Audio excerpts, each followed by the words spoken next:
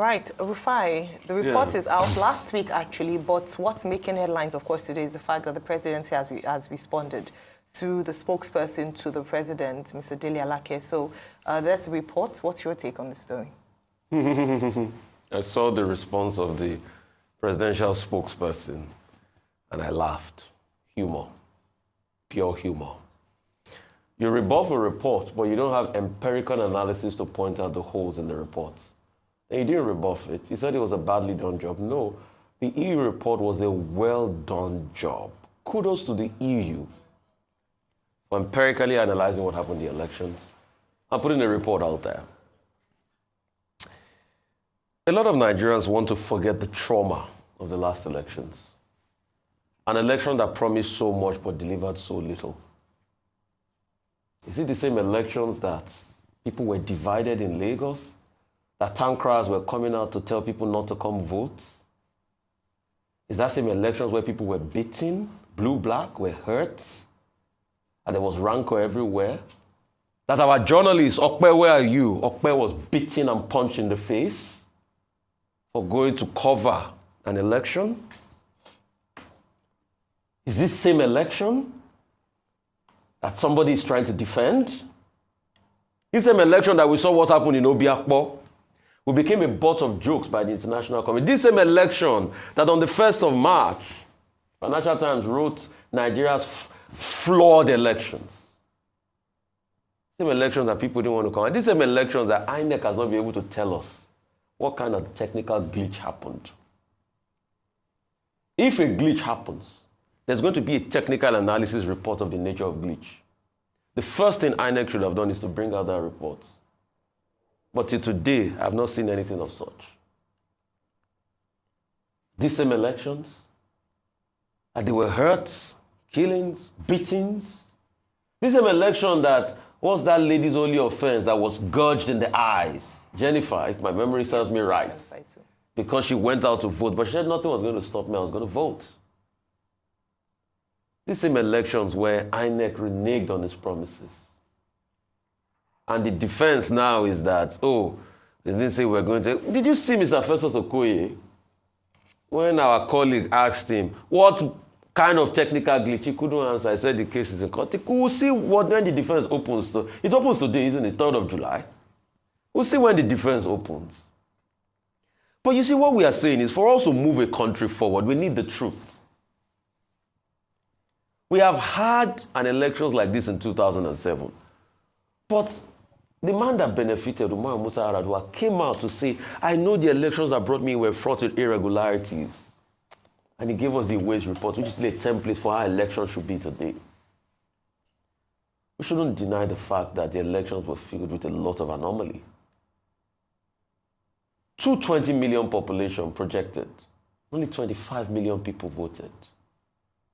So isn't the voter apathy shocking to Nigerians? Look at the chaos, look at the rancor, look at the pain that Nigerians face, look at the bewilderment that Nigerians faced after the elections. But what did the politicians do? They divided us further. EU, thank you for your very good report. Those that have ears, let them hear. Yes, some say it's a poorly done, bad job. I think they too should release their own report. Let's see. As long as they can't pick out the lies in the EU report, let's tell ourselves the truth in this country. Ayo, if we want this country to grow, we must speak the truth to power every time. And that's what people don't like doing because they benefit from sycophancy.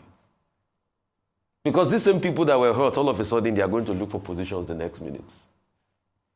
Atenujeism is killing a lot of people. Atenujeism. They can't tell the truth because of what they want to benefit and going to eat. But I know Nigerian democracy will live tall. We'll come out of this. We'll keep looking at the future. There'll be possibilities that abound.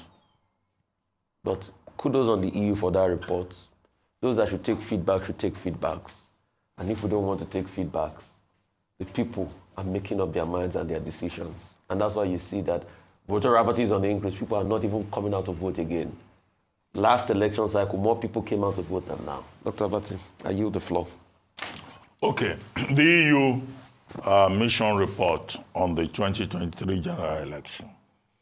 for context, because we almost must, we should always put this in context. The European Union Election Observation Mission, led by Barry Andrews, was in Nigeria for about 3 months before the election and after the election. What is new is that our European Union Election Observation Mission, EUOM, as it is called, has now released its final report. It is natural for different stakeholders to react in different ways to the report. Labour Party and the People's Democratic Party say that they have been vindicated, that what the EU has done is just to confirm what they've been saying, that that election, 2023 general election, was marred with irregularities, okay? But the winning party, the ruling party, the APC, now comes around and says, look, the European Union mission, led by Barry Andrews, is guilty of bias, and that, in fact, it is based on wrong assumptions. What is the argument put forward by the government of the day?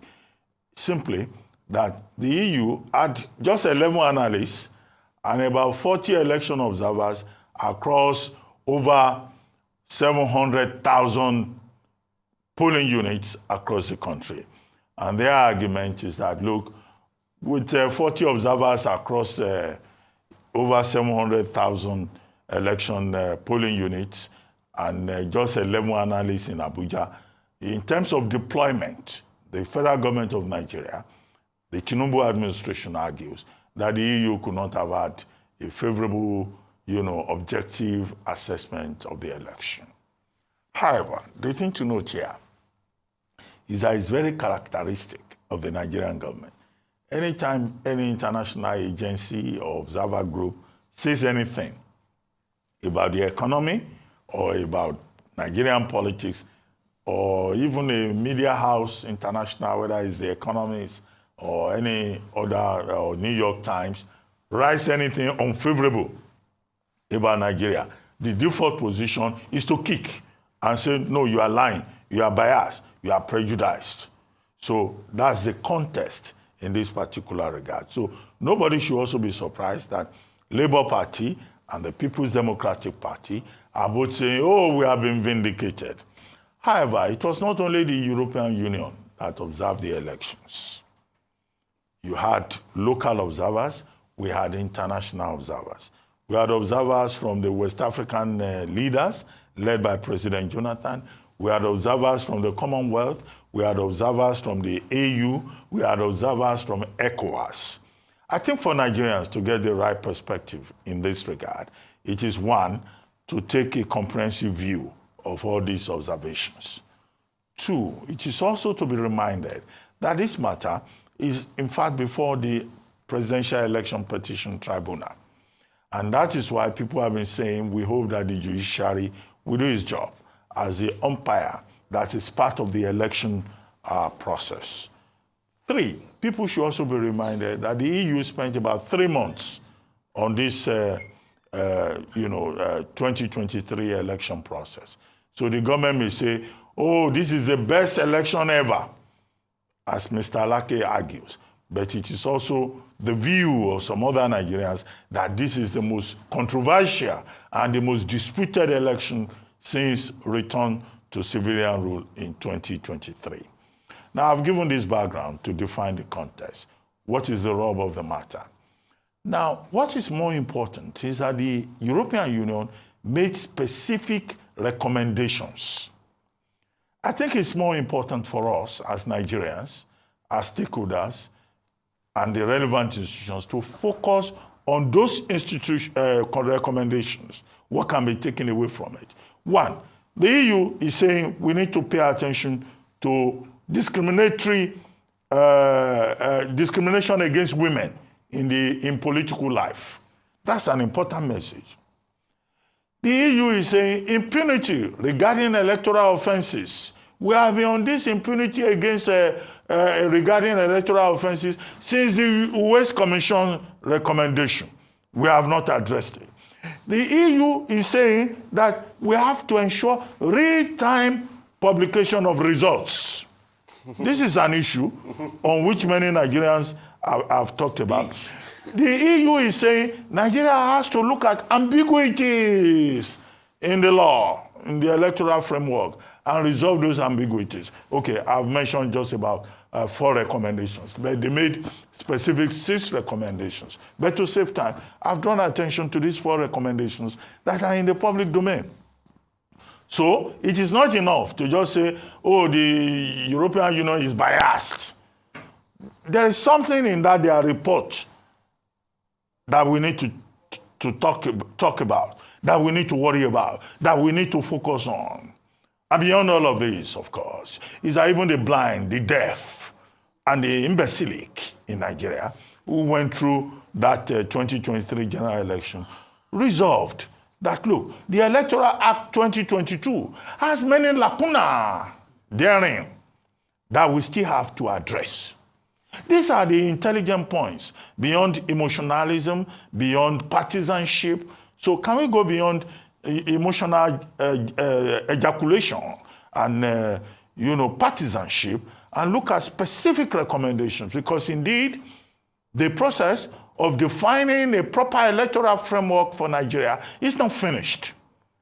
And the new National Assembly has to take a second look at Electoral Act 2022, which many who call themselves politicians and political leaders do not in fact understand. Even lawyers are confused about many of the provisions. That's the gravamen of the matter. The big issue that the EU report projects from my own perspective, and we need to deal with those big ideas-driven issues rather than all this partisanship and emotionalism.